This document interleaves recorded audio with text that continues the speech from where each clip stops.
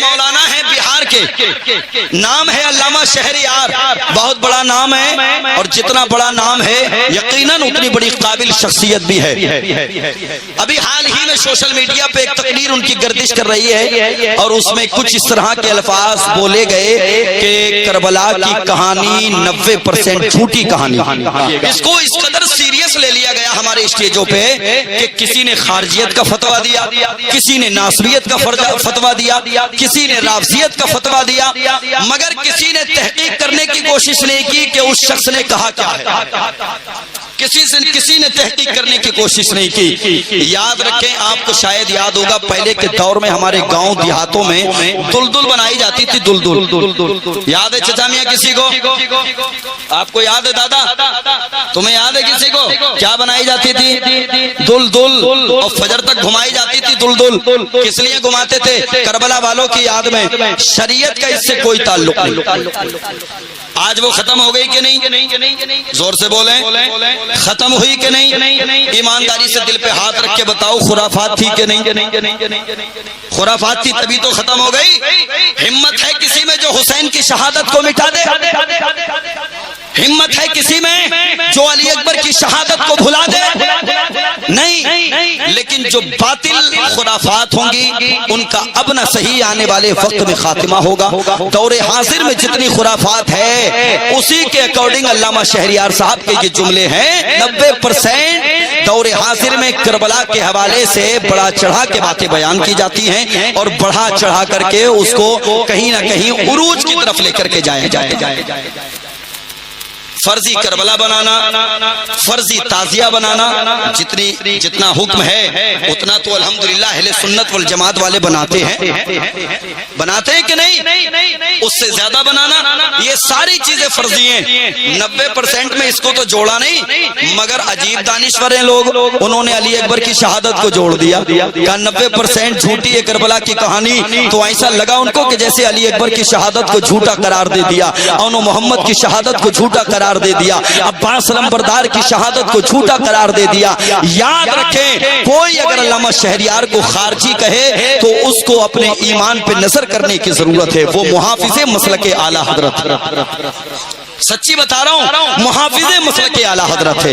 اور یہ جو جملے استعمال کیے گئے قوم کا درد رکھ کے بیان کیے گئے، قوم کی اصلاح کے لیے بیان کیے گئے، مگر افسوس کچھ لوگوں کی دکانیں کہیں بند نہ ہو جائیں، اس وجہ سے ان لوگوں نے اسی کو مدعا بنایا اور اسی پہ بحث کرنے کا آغاز کر دیا۔ میں بتانا یہ چاہتا ہوں، کربلا کی جو کہانی جھوٹی ہے اس کو کل بھی ہم نے جھوٹا کہا تھا، کربلا کی جو کہانی جھوٹی ہے اس کو آج بھی جھوٹا کہیں گے، اور آنے والے وقتوں میں بھی جھوٹا کہتے رہیں گے۔ مگر کربلا کی سچی کہانی سنو۔ جب یہ قافلہ مدینہ شریف سے چل کر کے گیا تھا مکہ شریف، اور مکہ شریف جانے سے پہلے پیغمبر اسلام کے نواسے نے، نام ہے امام حسین، آپ کے بچپن کا ایک یار تھا۔ جب آپ بچپن میں مدینہ کی گلیوں میں نکل کے جایا کرتے تھے تو یار بھی پیچھے چلا کرتا تھا، حسین اپنے قدموں کو اٹھایا کرتے تھے، یار حسین کے قدموں کے نیچے کی مٹی کو اٹھایا کرتا تھا۔ حسین کا قدم جیسے ہی آگے جاتا تھا، یہ یار مٹی کو اٹھانے کے بعد اپنے لبوں سے لگاتا تھا، اپنی پیشانی سے لگاتا تھا، اپنے سر پہ ڈال لیتا تھا۔ یہ شکایت نبی کی بارگاہ میں کسی نے کی، یا رسول اللہ، ایک بچہ ہے جو حسین کے قدموں کی خاک کو اٹھانے کے بعد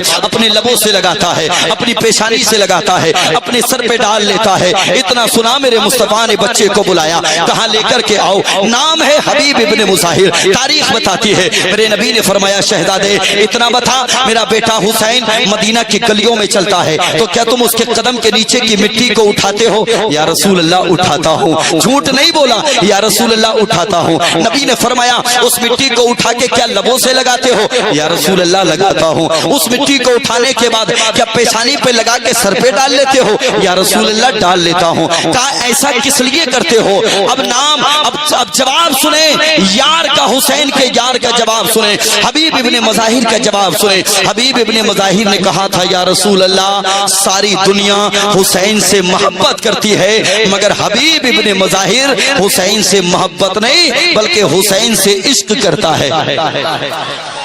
کیا کرتا ہے؟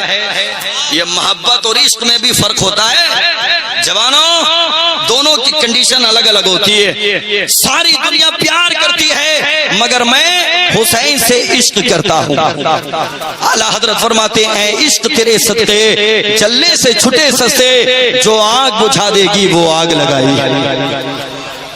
توجہ ہے، بات کو آگے بڑھائیں یا ختم کر دیں؟ جلدی بتاؤ، تیار ہیں؟ تیار ہیں جی؟ ہاتھ اٹھا کے بتائیں کتنے لوگ گھر جانا چاہتے ہیں؟ سلامت رکھے جامعہ کو اللہ۔ پہلے میرے چہرے کے امپریشن کو دیکھا کہ یہ کہیں گے کیا۔ آپ نے اٹھا دیا مگر چچا نے نہیں اٹھایا۔ اللہ سلامت رکھے۔ سنیں، یہ قافلہ جب مدینہ شریف سے روانہ ہو کر کے کہاں آیا؟ مکہ شریف۔ کہاں آیا؟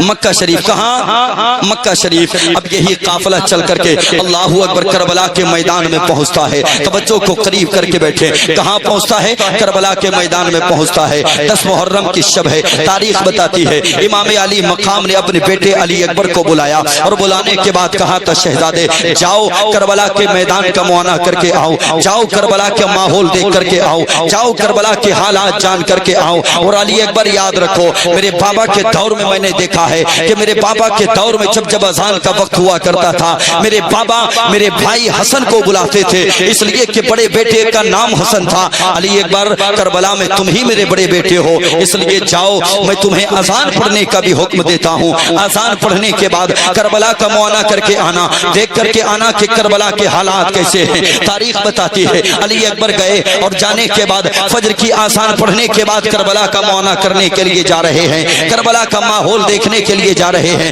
کربلا کا جائزہ لینے کے لیے جا رہے ہیں۔ علی اکبر جیسے ہی کربلا کے میدان میں پہنچے، علی اکبر کی نگاہوں نے دیکھا کہ کوئی بوڑھی مائی ہے جو اپنے دوپٹے سے کربلا کی زمین کو صاف کر رہی ہے۔ اللہ اکبر۔ جوانوں میں یہاں رہ کر کے کہنا چاہوں گا، مائیں اپنے بچوں کے لیے تڑپا کرتی ہیں، مائیں اپنے بچوں سے بے پناہ پیار کیا کرتی ہیں، مائیں اپنے بچوں سے بے پناہ محبتیں کیا کرتے ہیں۔ خدا کی قسم یہ مائیں جب زندہ ہوتی ہیں تب بھی بچوں کے لیے تڑپا کرتی ہیں۔ یہ مائیں جب قبرستان میں چلی جاتی ہیں، قبرستان میں جانے کے بعد بھی یہ اپنے بچوں کے لیے تڑپا کرتی ہے۔